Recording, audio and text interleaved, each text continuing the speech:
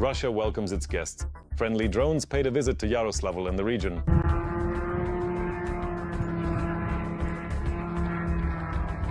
Enemy Molniya's down. The AFU skillfully eliminated the latest Russian UAVs. Nuclear maneuvers. Putin and Lukashenko discussed strategic forces training. We are absolutely not threatening anyone, but I want to emphasize that we do have such weapons, and we are fully ready to protect our fatherland in every possible way. Ukrainian special forces destroyed an enemy command post and hundreds of occupiers. The US State Department gave the green light to sell Hawk air defense equipment to Ukraine. Our sky is being sealed tight. This is a tough ultimatum to the aggressor and a total collapse for enemy aviation. Another Simonian tantrum? The propagandist is openly calling for bloody reprisals. As soon as these terrorists are destroyed, Zelensky, Budanov, Stillman, the company owners, and it doesn't matter what passport they hold. An unexpected turn. Lukashenko is going to Zelensky. The Belarusian dictator unexpectedly stated that he is ready to meet with Zelensky anywhere in Ukraine or Belarus to discuss relations between the countries. Panic in the Russian Federation. A top propagandist stated that Russia no longer has a safe rear. The war is everywhere now, yes, even in Kamchatka. Hello, I am Volodymyr Rabchuk and this is Ukraine Today. Please subscribe and hit the like button. Moving on to the news. Ukrainian drones visited Yaroslavl, where the Slavneftyanos refinery is located. Information about the consequences of the attack is being clarified, but it is already known that the carpet plan was introduced in all Moscow airports, meaning a ban on takeoffs and landings. The defense forces have completely cleared Stepnohirsk of Russian occupiers. This was reported by the spokesperson for the Ukrainian Volunteer Army, Serhiy Brachuk. According to him, the enemy wanted to gain a foothold on the dominant heights, bring up heavy artillery, and create a bridgehead for a further offensive. However, our warriors thwarted the Kremlin's plans. In Kupiansk, Kharkiv region, there are no groupings of Russian forces. The occupiers who remained in the city after the completion of the defense forces operation were destroyed or taken prisoner. This was reported by the commander of the 3rd Company of the 1st Battalion with the call sign Zanuda. All the details are next. Putin's occupiers have been driven out. Ukrainian forces control Kupiansk in the Kharkiv region.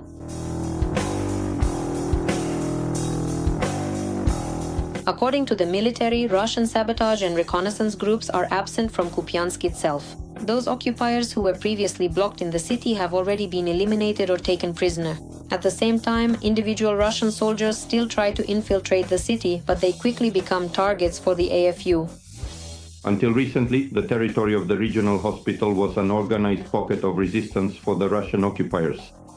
But at the moment, both the hospital itself and the surrounding area are under the control of the Ukrainian defense forces. Now, the main role in the enemy's combat operations is played by infantry and FPV drones, and most Russian soldiers on this section of the front are former prisoners. Furthermore, it's worth noting the heavy concentration in this area of the so-called Storm Z and Storm V units. Their backbone is made up of former prisoners from Russian jails. It is no accident that the highest concentration of these units is found specifically in this direction. Storm Z and Storm V units are utilized as disposable shock troops, with the clear understanding that street fighting is high-intensity combat, and as a result, the death rate among members of these assault groups reaches as high as 80%. It's precisely with convicts that Putin is attempting to plug the gaps in manpower and offset massive losses without resorting to an official mobilization. In Russian prisons, according to data from the Russian Federal Penitentiary Service itself, there are up to 500,000 inmates. Therefore, this represents a substantial human resource for replenishing the ranks of the occupying forces. Furthermore, we are talking about the compulsory nature of signing contracts with the Ministry of Defense of the occupying nation. However, no matter how much cannon fodder Putin sends, only one thing awaits them here: a literal conveyor belt of death. The occupiers are thrown into mass attacks where the majority of them are eliminated while still approaching the Ukrainian positions. According to information from the Russian side itself, in the Kupiansk sector, the mortality rate of personnel ranges from 75 to 80%. Furthermore, it should be noted that specifically in the Kupiansk direction, due to the catastrophic losses of the occupying forces, the Russian military command was forced to make unpopular personnel decisions, namely dismissals for the failed offensive and, consequently, the disastrous losses of personnel and heavy armor. The Ukrainian military is holding the city with confidence. Several factors work in their favor: the challenging hills, the Oskil River as a natural obstacle, and of course, the high level of skill of the armed forces of Ukraine. The defense forces of Ukraine in this sector are conducting successful counterattacks not only in the area of Kupiansk and Kupiansk-Vuzlovyi, but also correspondingly in the Kharkiv direction. As of today, successful operations by the defense forces of Ukraine have been reported, specifically the liberation and taking control of the settlements of Vilcha and Tsehelne. This is the Vovchansk sector. These are significant tactical successes for our defenders, which prevent the occupiers from realizing their plan for a so-called buffer zone. Recall that the Russian dictator has repeatedly claimed that Kupiansk is under the control of Russian forces. Such assertions in particular were made by him during press conferences and meetings with the military leadership. Putin is simply passing off his wishes as reality to calm Russia's domestic audience and hide failures at the front.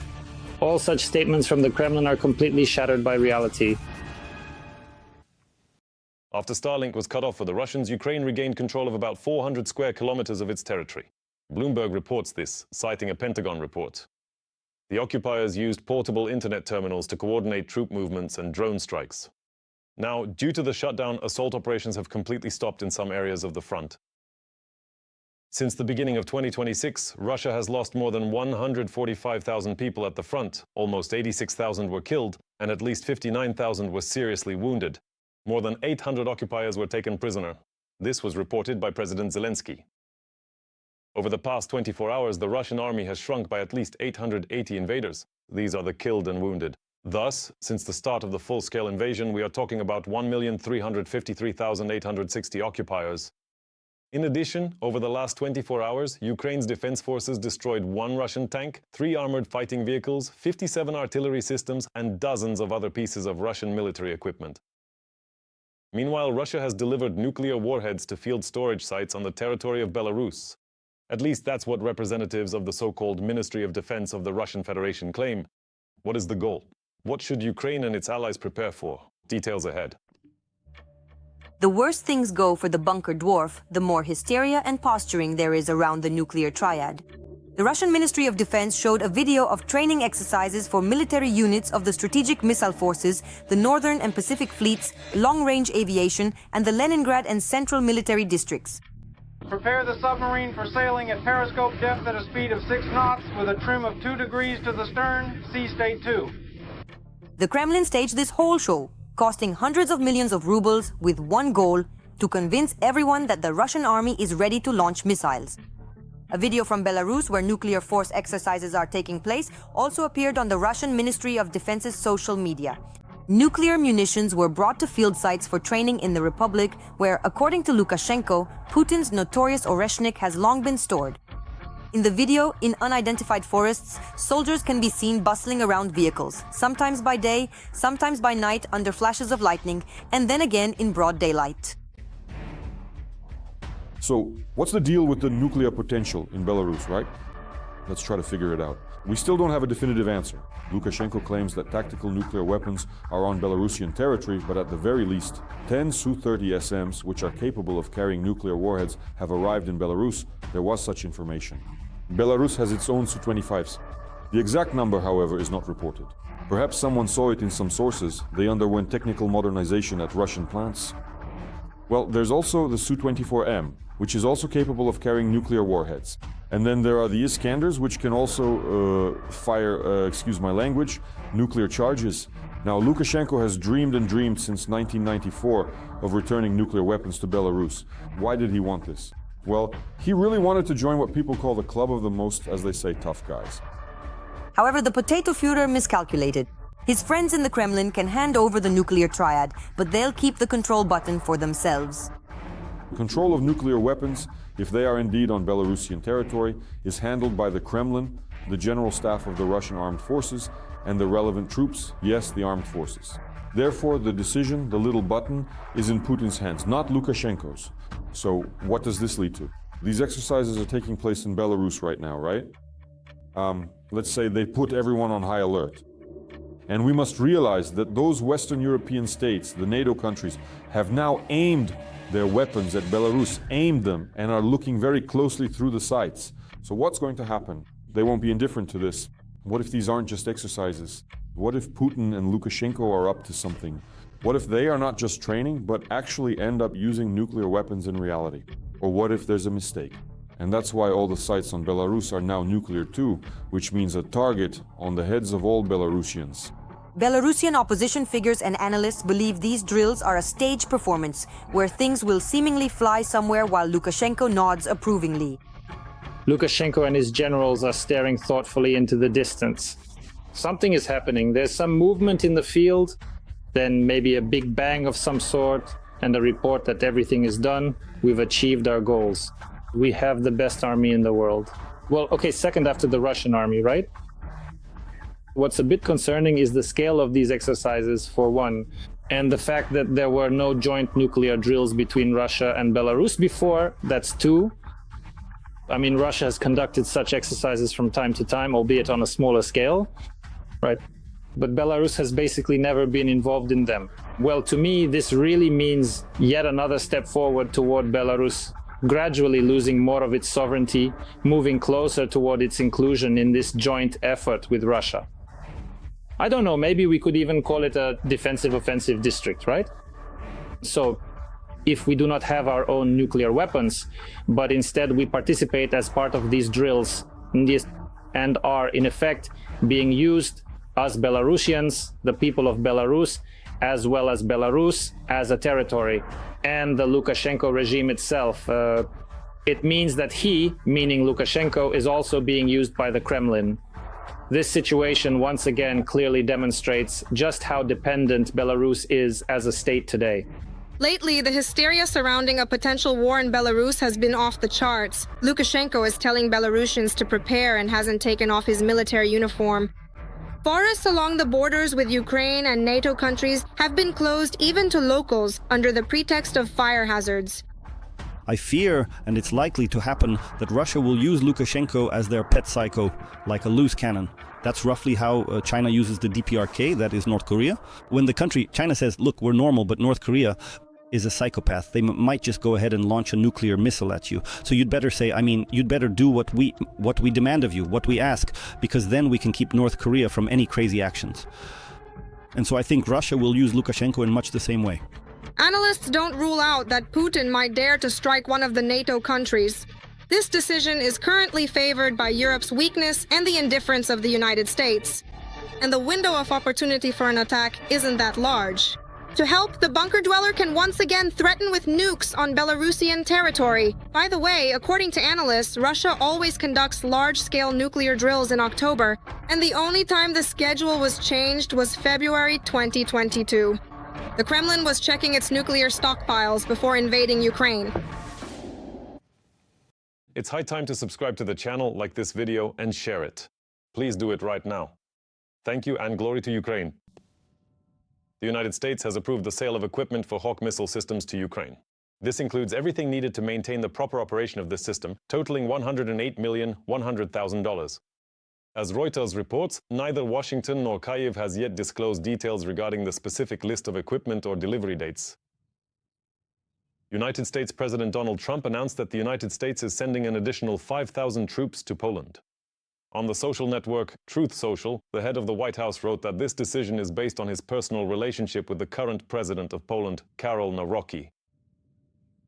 One person died and several were injured in an explosion at a plant of Hungary's largest oil and gas company, MOL. The causes of the incident are not yet known. Preliminary reports suggest the detonation occurred during the plant's restart after maintenance. A fire broke out at the scene. It has already been contained. Greetings to Putin from Astana. Kazakhstan has authorized the recovery of $1.5 billion from Gazprom in favor of Ukraine. More on this in the report. Russia has lost access to assets worth nearly $1.5 billion. To be honest, I was a bit taken aback myself when I heard about it.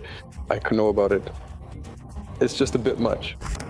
And it's all due to a Kazakh court decision that allows for the forced recovery of money from Gazprom in favor of Ukraine's Naftogaz. This decision didn't come out of nowhere. It's a continuation of the dispute between Ukrainian and Russian companies that began back in 2022. The dispute between the companies is related to a 2019 contract for the organization of gas transit through Ukraine. In May 2022, transit through the Sokranovka point was hindered by the actions of Russian occupation forces, after which Naftogaz continued deliveries through Sudzha. Despite this, Gazprom refused to pay for the services in full, which became the basis for arbitration. In September 2022, Naftogaz initiated proceedings in Switzerland under the rules of the International Chamber of Commerce. And by June 2025, the arbitral tribunal found Russia's Gazprom liable and ordered it to pay not only the debt, but also interest and costs. Of course, Russia tried to appeal the decision, but without success. Therefore, Ukraine's Naftogaz launched an international campaign to recover assets in various countries. The first successful case, as you can see, was Kazakhstan. The news that Astana is helping Ukraine seize assets from the Russian Federation's main source of income caught the Kremlin off guard. So much so that Kazakhstan's decision has not yet been commented on even by the regime's talking heads. Because they're in shock, because well, I think people who, again, read the situation understand that this is a clear signal. Kazakhstan is moving away from Russia. Yes, you can't call Kazakhstan anti-Russian. Communication and cooperation between the countries continues. The president of Kazakhstan flew to Moscow for the parade, then Putin congratulated Tokayev on his birthday, and now a visit by Putin to Kazakhstan is planned. And of course, all this is accompanied by talk of a strategic partnership. We have been officially invited to pay a visit to the country of Kazakhstan next year, specifically for a formal state visit, and we are looking forward to this opportunity. Thank you. Pleasure. But there is another side to the coin. Let's start with the most painful thing for the Kremlin. Kazakhstan is actively looking for oil routes bypassing Russia and finding them. Astana is now betting on Turkey. Erdogan and Turkey, it seems to me, are actively encouraging these former Soviet republics to say, you know, perhaps you really shouldn't be so focused on Russia. And this not focusing on Russia has spilled over into Kazakhstan's decision to cut the Kremlin's influence in society as well. We have a special relationship with Kazakhstan. It's obvious, everyone understands that well. We have an alliance in the truest sense of the word. Kazakhstan's new constitution, adopted in 2026, downgrades the status of the Russian language. And Astana did it elegantly, simply by changing the wording. Specifically, the proposal stating that Russian is used on par with the Kazakh language is planned to be changed to alongside Kazakh. Despite the fact that the changes are formal in nature, they reflect the Kazakh authorities' policy of reducing Russia's influence on the country. Add to this Kazakhstan's decision to prosecute even its own citizens who fought on the side of the Russian Federation against Ukraine. The Kazakh authorities are massively prosecuting participants in the war in Ukraine. In 2025, local law enforcement opened a record of over 700 cases against those who joined Russian military formations. In short, they're hitting the partnership from all sides, precisely, slowly, but very confidently. Such stories, they have happened before. This is not something new. It's just that everything has reached a new level now because they're hitting Russia's foundation, hitting Gazprom. Before, Kazakhstan refrained from such steps, but now we see that Kazakhstan has crossed even this red line.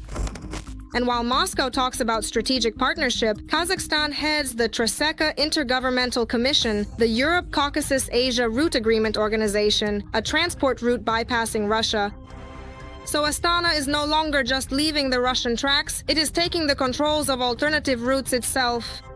And here we're not just talking about Kazakhstan anymore. After the start of the full-scale war, Russia, which for decades played the role of big brother in the post-Soviet space, showed the limits of its power. But now that we don't see this power, maybe the time has come to, so to speak, remember everything, to settle old scores. Kazakhstan has quite a few grievances against Russia, and not just Kazakhstan, but many former, let's say, republics that were part of the Soviet Union, since Russia always behaved arrogantly, always in the role of big brother. And we see how, step by step, former republics of the Soviet Union are taking tough measures against Russia. The Kremlin, bogged down in war, lost its aura of invincibility, and countries that used to look cautiously at Moscow began step by step to throw off the old shackles of dependence. Kazakhstan in this story is just one of the most telling examples. Without a loud break, without anti-Russian slogans, but with decisions that each time leave Moscow a little further from the levers of influence. Meanwhile, Putin is hiding, and his body doubles are appearing at meetings. It's already noticeable even to the naked eye. Xi Jinping won't give Putin any money for Power of Siberia. Misha, rewrite everything. You have a boring face. Nobody's going to give you any money. Perhaps in the case of the Russian dictator, Xi didn't give money not because of a boring face, but because the face wasn't Putin's at all, but his double's. Adding fuel to the fire is the fact that the Russian dictator has previously been caught using body doubles during official meetings with the leader of the Celestial Empire. By the way, he slipped up at the airport with those Chinese representatives and he greeted the Russian diplomats with his left hand, but then greeted Xi Jinping with his right hand. Although the right hand, we know that Putin's was practically incapacitated. He used it very, very little for gesturing. The foundation for the discussion of body doubles is the bipolar behavior of the Russian dictator. On one hand, Putin is a paranoiac who meets with leaders of foreign states and his own ministers from a cannon shot's distance away. I, of course, understand we have a common concern about what is happening in the sphere of security in Europe. Dear colleagues, good day. We have gathered with you in order to discuss the situation that is unfolding today in the Donbass. On the other, the same dictator, afraid of germs, viruses, and agents of enemy intelligence services, from time to time demonstrates unprecedented bravery for a bunker dweller. This part of the roadbed collapsed, right? Yes, right where we are now, yes. Here's the apartment, I have a car. I have the second floor, they have the first floor. Do you like it? It's good, of course. So what began largely as an internet meme about the existence of Banquet Putin, the Talker, and the Udmurt against the backdrop of the full-scale war with Ukraine and the resulting increased threat to the dictator's life has turned into reality. His visits to the occupied South are an absolute staging, and a poorly organized one at that. It wasn't Putin who participated, but his double. There was a very big difference in both the behavior and the appearance of Putin. He would never have gotten into that vehicle in such a state. He would not have communicated with the local population, because we understand that access to the real Putin in the Kremlin is very limited, even for his own people. In an interview with The Sun, the use of body doubles by Putin for his own safety was confirmed by the former head of British intelligence MI6, Richard Dearlove. According to the former intelligence officer, the use of body doubles is essentially standard practice for dictators like Putin.